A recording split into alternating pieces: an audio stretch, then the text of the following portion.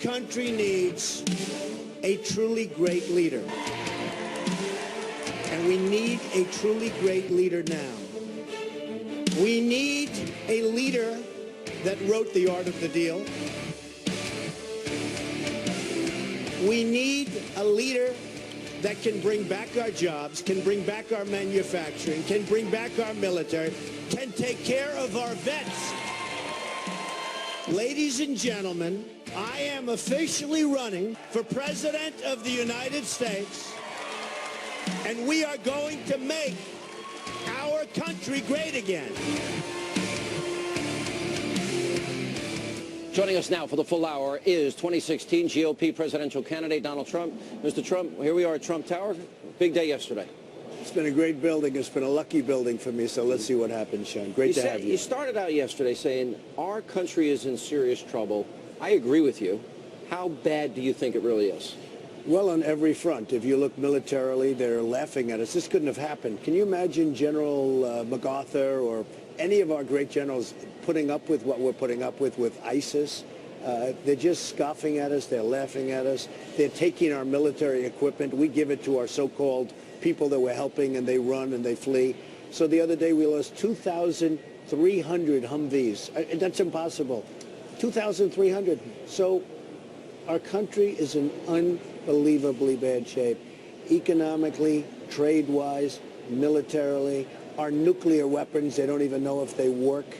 Now, you don't want to use nuclear weapons, but I watched reports and I read reports. They don't even know if the phone system, the wires are 40 years old. They don't even know if the phone system works on nuclear weapons. What we're doing, we're becoming like a third world country. So we need help. And, you know, I've been telling you, and I've been saying it to everybody, politicians are never going to bring us to the promised land. They're all talk and no action. You said that Nothing yesterday. gets done. All talk, no action. They'll never fix the country. They're not the solution. They're the problem. You said all of this. Is there anybody that is running? You're running as a Republican. You'll be competing against them. Is there anybody that impresses you? I think some of the Republican governors have done good jobs. They have taken deficits to surpluses. Unemployment rates high, down to low. They've created jobs. Nobody impresses you? Well, a couple of the governors and a couple got a little bit lucky with the fracking. You know, all of a sudden they have oil, which they didn't have. So that's sort of a little bit of a artificial inducement. I don't want to be nasty to people in my own party. I don't want to really get into that. There are a lot of people that are running that should not be running. You know that, and I know that. I know this. I built an unbelievable company, international, all over the world, released my financials yesterday. And I'm not bragging about financials. I don't want the last person that actually wants to do that is me. But I released about $9 billion of the finest real estate in the world with very little, almost no debt. A great, great company. Again, all over the world. I deal with people all over the world. I beat China in so many different things. I beat people. I win. How did you beat China? Well, let me just explain first. So this is the mindset that our country needs. We have people that don't have a clue. We have a president that doesn't have absolutely, I mean, he's possibly incompetent when it certainly comes to running something, namely a country. And you look at what's going on. You look at how China is beating us so badly in trade. You look at how Mexico, what they're doing to us on the border, what they're doing to us in trade, the way they're taking all of the car companies and they're all going to Mexico and they make cars and they send them into this country. Well, Mexican workers are the ones doing the work, and yet we're buying the cars in this country. No tax, no nothing. And Detroit has lost half its population. And Detroit is totally bulldozing dying. Neighborhoods. Detroit is dying. Yeah. And you just say, why is this good? Where is it good? They don't have a clue, Sean. So I love my company. I love my family. They're all saying, Dad, you know, your whole life is going to change. I love my life. I love what I do. And you have to love what you do to do it well. But the fact is that it was, for me, it was time. I cannot stand by and watch the gross incompetence of running something like our country's not going to be here. We're not going to have a country. You take a look at the southern border. We have guards standing there. We have border patrol. People are walking right in front of them into the country. And believe me, and I'm all for, I love Mexican people. I have great friends from Mexico. They can't even believe what is going on and what they get away with. You said Mexico's not our friend. You said you would build a fence. Nobody could build a better fence than Donald Trump. A wall. A wall. And you said that basically we become the dumping ground for the world. that they're sending people here that we don't want. Some people got critical of that. It's not about... A little bit critical. I'm not knocking anybody. I'm saying this. You're talking about illegal immigration. Hey, if I were doing Mexico, I'd be sending the killers, the drug dealers, the rapists. I'd send them here. Why not? Why do they want them? Now, it's not only coming from Mexico, by the way. It's coming from all over South America, Latin America, probably coming from the Middle East. Who knows? I mean, why don't they just come right through the border? We do nothing. So I meet some Border Patrol people about 2 weeks ago, and I say, how bad is it? They say, Mr. Trump, you have no idea the kind of people that are coming. I've been down there 10 times. Oh, it's brutal. I've seen it up close and personal. Now, it makes sense. Mexico's not going to say, you, Sean, and you go over. They don't want that. They want to keep their people. Look, what's happening to our country, and you use the term, I use the term, we're becoming a dumping ground for the rest of the world, not just Mexico, for the rest of the world. It's got to stop. Let me ask about the concept of being presidential, transitioning from somebody that basically you say jump and anybody working for you will say how high and they will do it immediately and you're able to get things done. You know, the wheels of Washington grind so ever so slowly. Correct. How do you make that transition? Well, it's a transition that, believe it or not, I've been in for many years, because when I do things, even building this building, it was supposed to be a 13-story building. It's 68 stories. That was New York City politics at its height, at its most sophisticated. All over the world, I deal with governments. In this country, I deal with governments. I mean, you can sit up on my office. Governors are calling me. Senators are calling me. They want my support. They want everything. I've been in politics all my life. The system can work. Our system is broken. We have a president that doesn't talk to even his own party. You know, he doesn't talk even to the Democrats. I know the Democrats. That's scary, right? I know the Republicans. He's not talking to anybody. So then he'll write an executive order because he can't get people to do what he wants them to do. So he writes out an executive order. We really do have a broken system. I have worked in the system for many years, and I've been very successful at it. Right. Do you need to, you're such a big, dynamic personality. I would watch you walk through this building. There are crowds. I've been on the streets of New York with you, Donald. Everybody's calling your name. You get into Twitter fights with Rosie O'Donnell. Would that change in this environment? Oh, in other words, it could. I mean, look, when I fight somebody, Rosie's a bully, and she bullies people, but she didn't bully me. In fact, I was very proud. She said, actually, that was more fun. That was a big mistake that she made when she took me on. The fact is that China is a bully to us, and they come out with statements, no, it's fair trade. It's not fair trade. They send their stuff here, we send over there, we pay tax, and we pay tariffs, and we pay all sorts of things. It's not fair. What they do to their currency and manipulation makes it impossible for our companies to compete. What's going on with China, what's going on with Japan, what's going on with Mexico, what's going on with every country. I'll give you an example. Saudi Arabia makes $1 billion a day. We're protecting them. Why aren't they taking care of us? Why aren't they? And you mark my words. You know, I predicted the Iraq war better than anybody. I said in 2004, check it out, Reuters, don't do it, you'll destabilize the Middle East, and the bad guys will take over the oil, including Iran. Okay? There were bad guys there, in fairness, too. No, the bad guys, they were bad anyway. Yeah. But ISIS took over the oil, and so did, by the way, so did Iran. I mean, Iran now is meeting with Iraq to merge. You see what's happening. We spend $2 trillion, thousands of lives, wounded warriors, and now Iraq is over in Iran trying to work out some kind of a merger.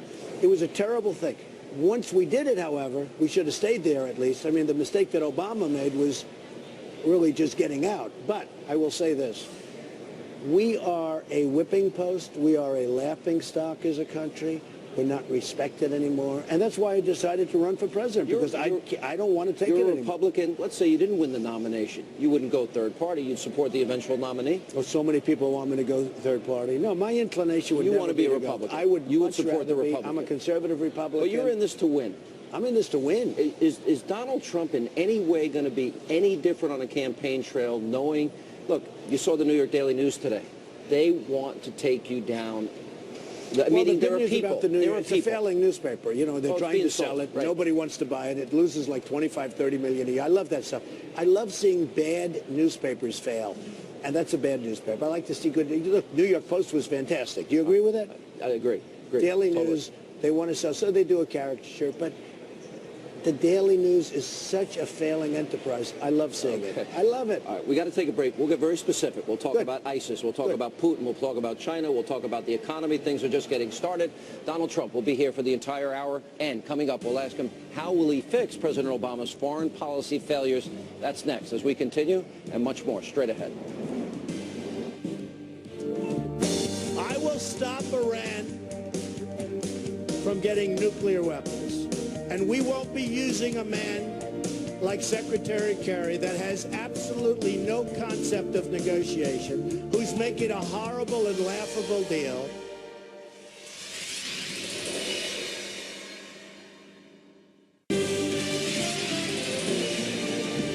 I will stop Iran from getting nuclear weapons.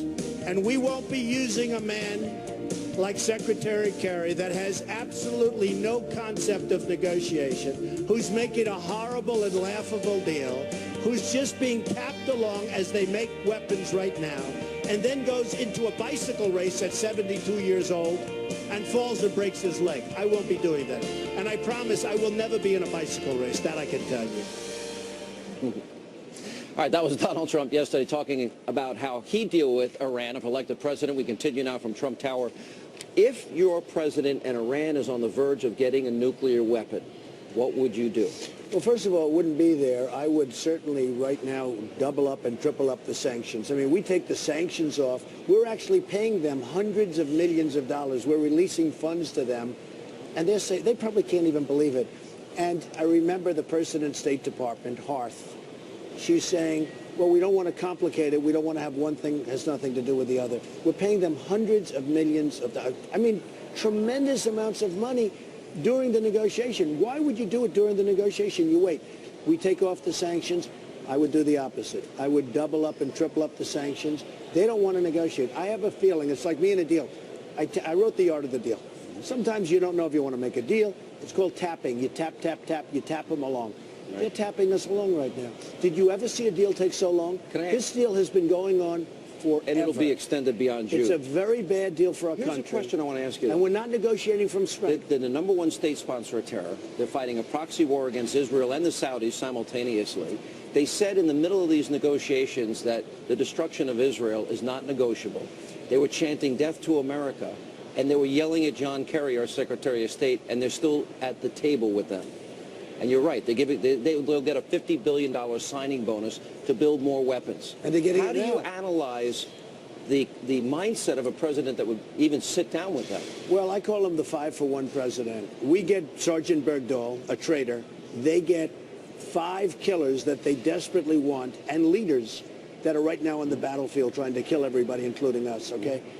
A 5-for-1. Who would make that deal? It's the same thinking. You know that. It's different, but it's the same thinking. We get Bergdahl. They get 5 guys that they want. So you have to double up, triple up the sanctions. But if they're on the verge, you would take it out. If they're on the verge. Let me explain before you get there. Okay. Because certainly you wouldn't want to do that unless it's absolutely necessary. Right. You cannot let them have a nuclear weapon. Under any circumstances. Under any circumstance. You cannot let, from the standpoint of us and from the standpoint of Israel, you cannot let them have a nuclear weapon. I believe they're right now delaying everything because they're doing and they're developing. You know, once they have it, we can't talk the same way. It's a whole different ballgame.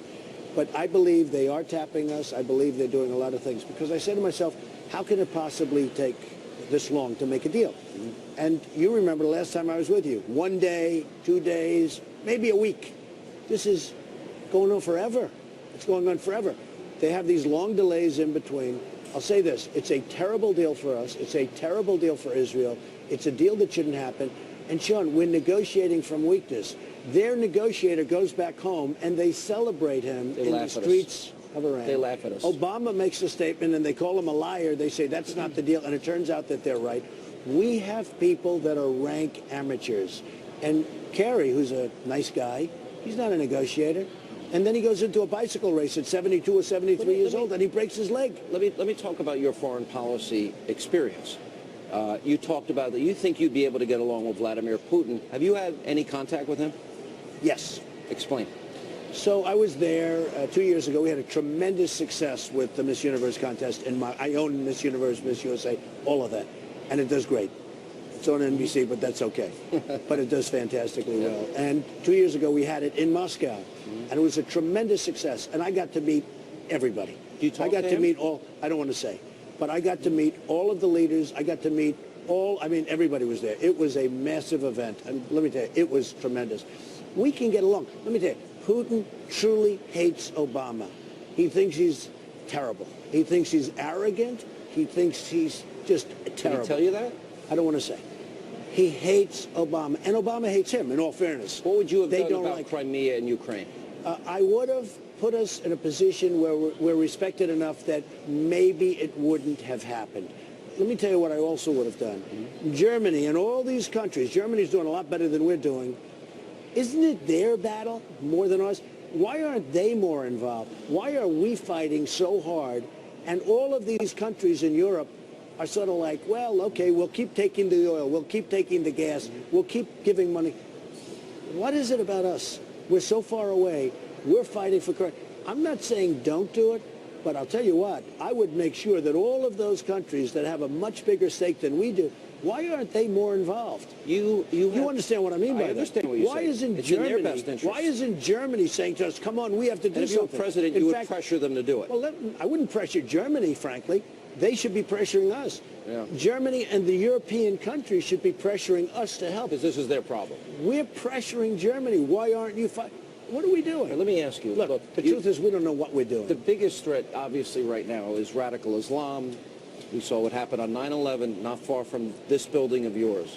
You've talked about you have a strategy to deal with ISIS. You say you don't want to tell anybody. I would rather not, but I'm going to. Wouldn't it help the country? I would rather not, but I'm going to. And the reason is, I say it, look, when I watch Obama get up and say that in 2 weeks we're going to attack here, in 2 weeks we're going to do that, we're going to have boots on the ground, we're not going to have boots on the ground, he tells everything. He says he doesn't have a strategy. And I think of General Douglas MacArthur and General George Patton, these great generals, they're spinning in their grave. Here's a guy telling everybody what we're doing, whether you have boots on the ground or not. Let's say we're not going to have boots on the ground. You shouldn't say it. And let's say we are. You shouldn't say it. Let them guess. All right, so I see it. I would rather not say, because if I won, I'd rather not have them know. But here's what you have to do. ISIS is tremendously rich because they have taken the oil that I say we should have taken. You remember, I've been telling you that for 3 or 4 years. I agreed with you at the time. Okay, take the oil. We're going out of Iraq. Take the oil. Give the families of the veterans and the families of the soldiers that died there and the wounded warriors, give them millions of dollars each. It's peanuts compared to what we're talking about. I said, take the oil. Everybody said, not everybody. The stupid people said, don't do that. Wait, this was about paying for their liberation that we gave them. Look, Iraq doesn't even exist. Iraq is a mess. There's no Iraq. Nobody's proud of Iraq. By the way, it's not that the soldiers are not brave. Would you tell Obama what your ISIS strategy is if he called? I wish they'd call, but they don't call because they're not smart people. He said last week he still doesn't have a strategy. Okay. He said 10 months ago he doesn't have a strategy. So I will tell you what they should do. What? ISIS is tremendously rich. They're rich. You know why? Because of the oil. They have the oil. That's why they're rich. They're building, do something different. They're building a hotel in Syria. Can you believe it? ISIS is building a hotel. They're in competition with me now. They're building a hotel. They have so much money. You bomb the hell out of the oil. Don't worry about the cities. The cities are terrible that they took them. Shut off the finances. You knock and you kill them at the head. Now, somebody's going to do that. And the problem is, I said it now, and I'm glad I said somebody has to say it. But one of these Republican guys is going to say, what a good idea. Now, in 4 weeks, you won't remember it was Trump. But I'll tell you what because I think I would be as good. I think I'll be the greatest jobs president ever. But I think I'd be just as good. You were president today, you'd take out those oil sites tomorrow. I would knock out that oil. And tomorrow. When you get ExxonMobil and you get these great oil companies, they can rebuild that so fast. We got to take a break, all right? Coming up, we have lots more with Donald Trump. We'll talk about his plans for the economy. How do you get 93 million Americans back in the workplace? How do you get 46 million Americans off of food stamps and 50 million Americans out of poverty? And then later we'll get to some of your questions that you have been sending on Facebook and Twitter. All that and more as we continue. We're going to be thriving as a country. Thriving. It can happen.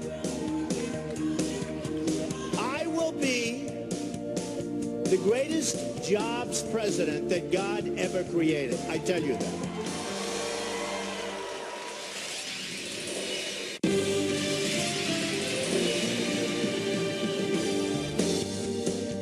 We have people that aren't working.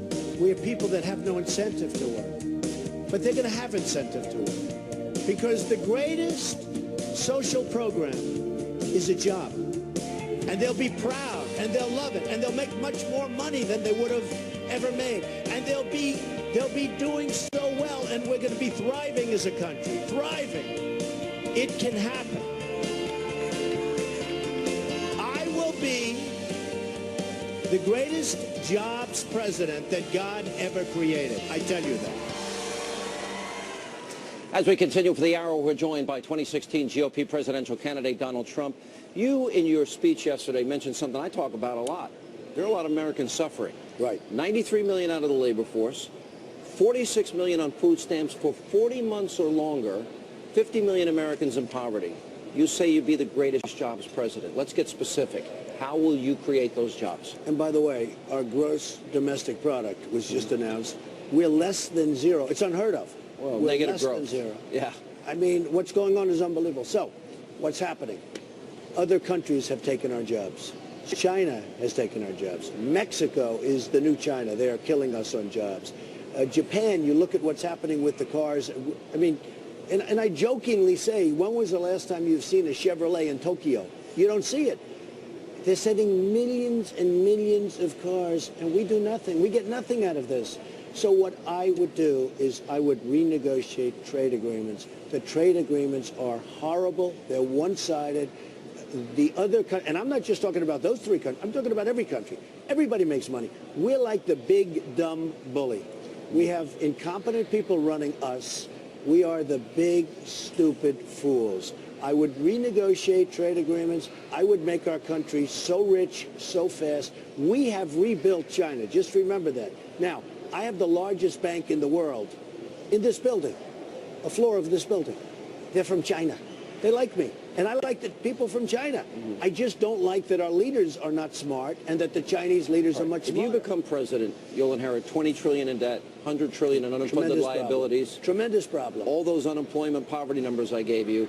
So would you balance a budget? You said you wouldn't cut entitlements. You said you wouldn't cut the military. You said you'd increase support I won't for cut veterans. Social Security. It's unfair to people. No. And here's the That's difference. their money. You know what? I'm the only Republican who said it. Then all of a sudden Huckabee said it. But the problem is Huckabee doesn't know how to do it because he doesn't know where the money is. I do. Because I'm really a good businessman. And you see that from my statement. You see that from what I've built.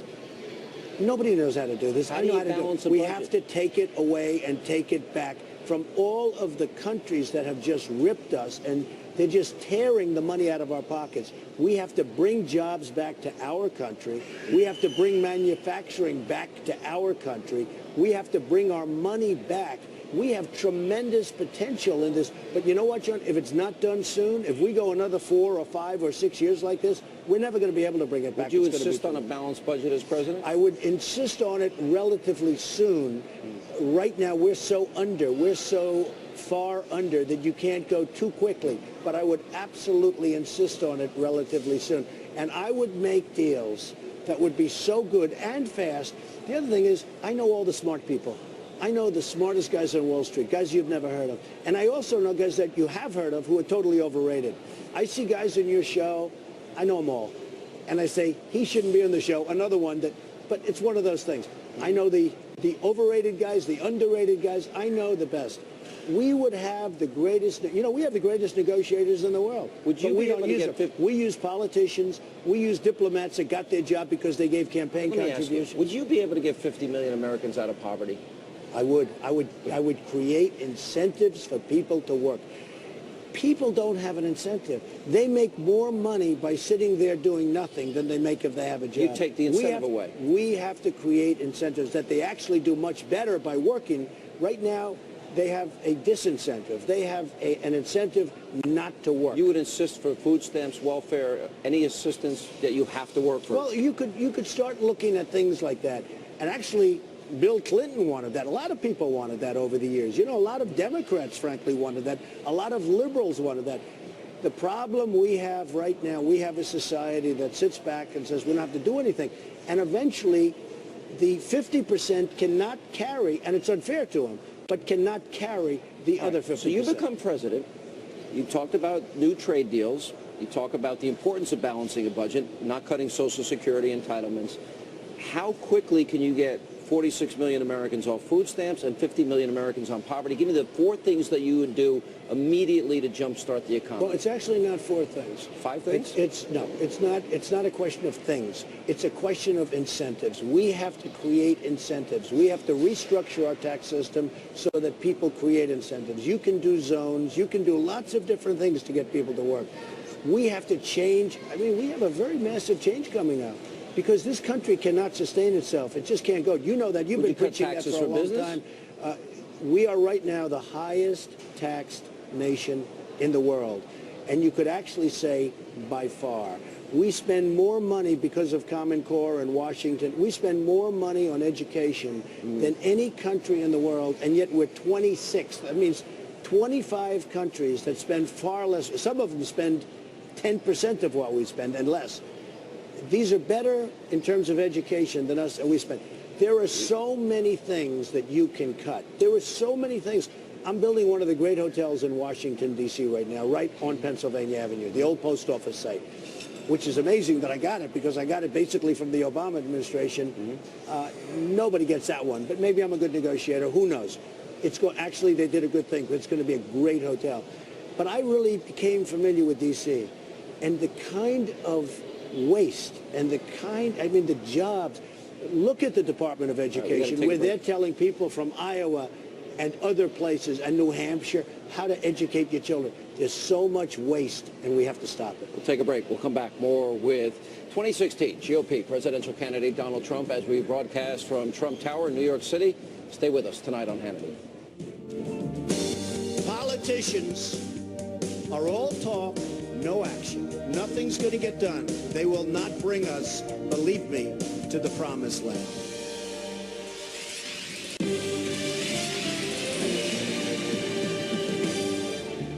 Politicians are all talk, no action. Nothing's going to get done. They will not bring us, believe me, to the promised land.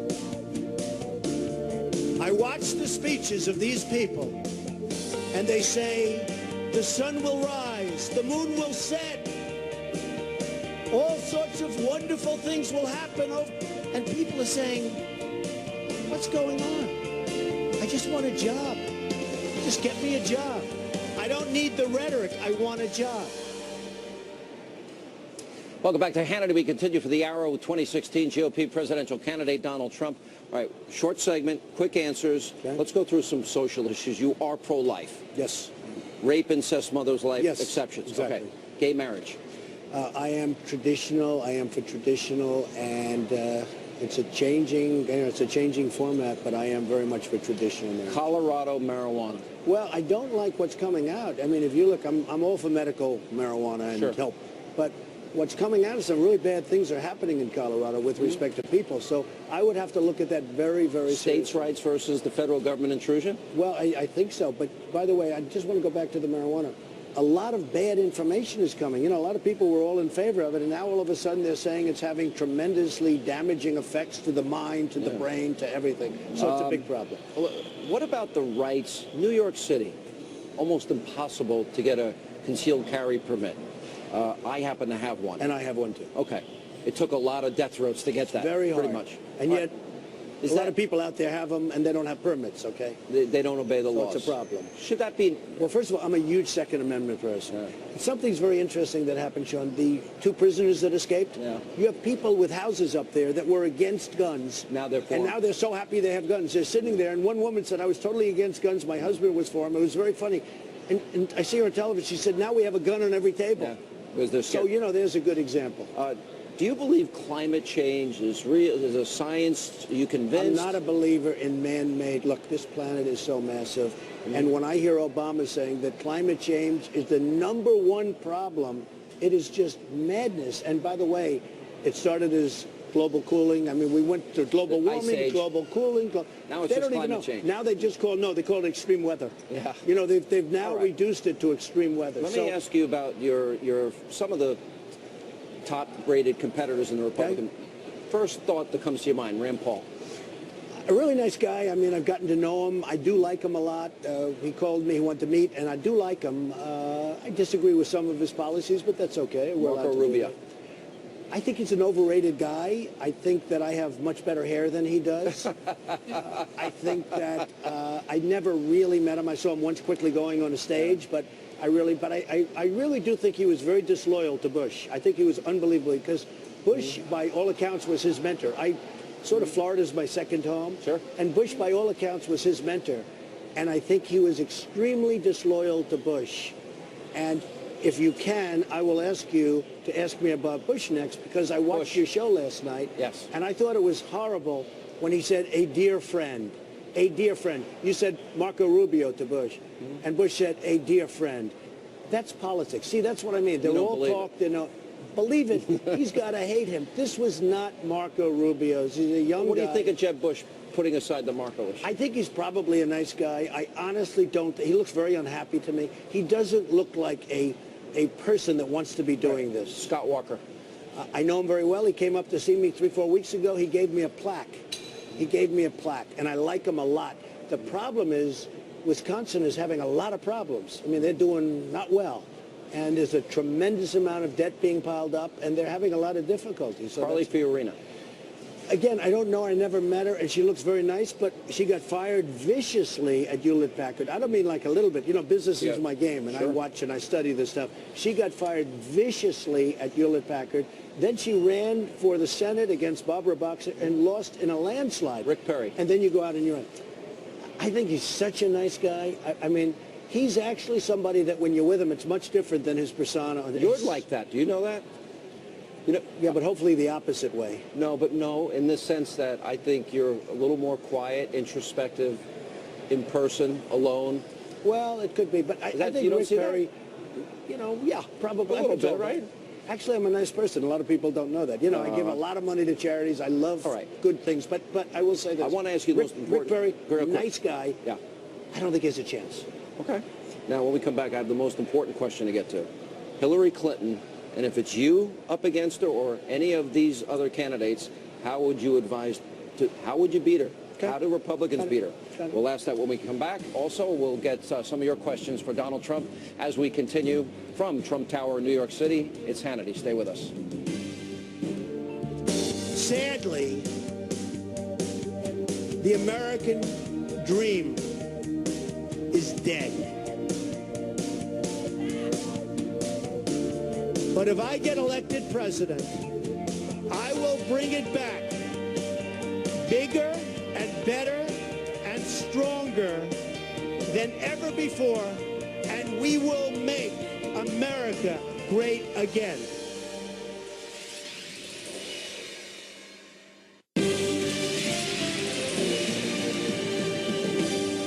All right, welcome back to Hannity, and it's time to ask 2016 GOP presidential candidate Donald Trump some questions about Hillary Clinton. All right. 57% of Americans do not find her honest and trustworthy. Do you think she's honest and trustworthy? In the past, you've donated money to her. I doubt it. I mean, look, you look at what's going on and you see what she's done between the emails and the foundations and all of the money that comes in and the speech money, and then all of a sudden lots of good things happen for the people that give over the money. So I would say, you know, look, I'm an intelligent person. I'm somebody that went to the Wharton School of Finance and did very well.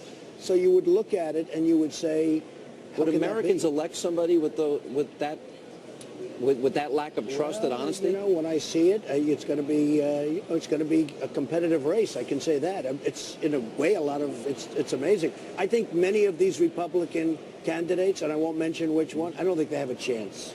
Do you view her as a third Obama term? You've heard. Oh, it is. It's going to be a third Obama term. It's going to be. And I sort of laugh when I hear her talking about income inequality, and she's taking in all of this money. And I know where they live, and I know, you know, they live phenomenally, and the money pours in, and they talk. Now, she's gone very far to the left because she doesn't want Elizabeth Warren to come in. She doesn't want other people to come in. She's got enough problems with Sanders. But she's really going left. But I don't think that will be the end case, and I think she's going to start going a little bit more once she looks like she's going to get the nomination. Hard to believe in one sense, because I really think, hey, if that were any Republican with the emails where you delete after getting a subpoena, you get a subpoena from the United States Congress and then you delete everything, I think it's called like jail time. You know, this is the interest that she had a subpoena. She deleted 30,000, then wipes her server clean, Then we're finding emails that Sidney Blumenthal are handing in that she was supposed to have handed over back in 2012. And this is what bothers me about the Republican politicians. No. It's dead. It's a dead issue. They don't even bring it up anymore. Explain to me, why don't they bring it up anymore? It's like a dead issue. You don't even hear about it. Can you name one thing, one specific thing that she's accomplished all these years she's been in the public eye that have made people's lives better? I hear the question all the time, and I see other people trying to answer it, and you can't answer it. I'm having a lot of fun with it because I was playing the Jeopardy theme behind people. I said, all right, name one specific accomplishment of Hillary, and she's a champion of... Her biggest fans, and I've watched on different shows, her biggest fans are asked that question. They can't answer it. They're sitting there like, well... It's hilarious. One person said, she's a woman. Okay? That was the best answer. What do you think of it taking money from all these countries for the foundation, and they have atrocious human rights records for women, gays, and lesbians, and she wants to be their champion? Well, it's a total conflict of interest, and it could be illegal. At a minimum, it's a conflict of interest. Well, if they're taking $26 million from Sweden, she's Secretary of State for the foundation, and they want an exemption so they can continue to do business with Iran and not be part of the sanctions, and she grants it. If that's a conservative Republican doing it, they're gone. Jail. It's jail. How would you deal if you're the candidate with Republicans are sexist, Republicans hate poor people, Republicans want to throw Granny over the cliff, they're racist? I'll tell you what, I happen to think that this is going to be an election based on competence, not personality. Somebody said to me, do you think you have a good personality to get? I said, I don't know. People like me. You like me. I mean, people that know me like me. But I said, I'm not sure it's important this time. I think it's going to be based on competence. One thing I do is create a great society, create jobs. And I think that wins the election. One Facebook. Does Donald Trump expect to work well with Congress? This is from Maureen Drews.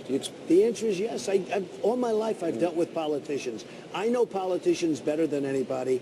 And honestly, if you can't deal with a politician, there's something wrong with you. The fact is, Obama doesn't work hard. He doesn't deal.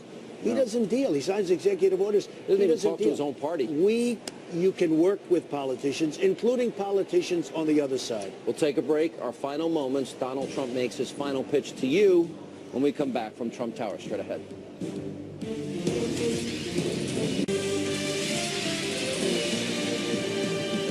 All right, welcome back to Hannity. We continue with Donald Trump. Oprah Winfrey, would that really be your choice for vice president? She's a friend of mine. I was on one of her last shows with my family. She honored me the entire show, the last week. But, you know, George Stephanopoulos, who's actually a really nice guy, he asked me that question. And everybody thought he was kidding when he said it. And I was kidding. And everyone says, oh, he wants Oprah to be. Number one, it wouldn't be for Oprah. But I do like her a lot. But, you know, that was done in the form of, like, a little sarcasm friendly. And a joke. And I said, I'd love to have Oprah. Let's go. Because she is a friend of mine. But obviously, that's not for her. All right. One last question about presidential, the new environment that you've entered. It's unlike any deal you've ever done before. You will have access to nuclear weapons. You'll have your finger on the button. Are you ready for the onslaught, the avalanche, if you will, of criticism that will come your way? You know, I've been a very public person all my life, for whatever reason. While I've been in business, they say I'm the best-known businessman. I wrote The Art of the Deal, which was the #1 selling business book of all time, with The Apprentice, which became #1 and has continued to be a tremendous success. So I've been in the public eye, and, you know, when you talk about the nuclear button, the ones I'm worried about are the other people on the other side that have the nuclear, but don't worry about me. Worry about these maniacs that are trying to get nuclear weapons. We have to keep them, and some that have them, we have to keep that away from these people. That's really going to be, and that would be actually the better question. For every candidate, we've given them the last minute to make your pitch, why you want to be president and what you'll do as president. It's all yours. Well, the reason that I want to be president is I want to make America great again. It's very simple. That's my whole theme. That's my whole concept. We have tremendous potential. The world is ripping us off. China is taking advantage. They're taking our jobs. They're taking our money. They're taking our manufacturing. They're then loaning the money back to us and we pay them interest. That wouldn't happen with me. Mexico is a disaster at the border. People flowing through, and they're taking us economically. Japan, everybody, we're a laughingstock. That wouldn't happen under President Trump. And you want to get Americans back to work. We're going to make America great again. All right. Mr. Trump, thank you. Good to see you. Thanks so much. All right, that is all the time we have left this evening. As always, thank you for being with us. We will see you back in studio tomorrow night. The only people who don't want to disclose the truth are people with something to hide.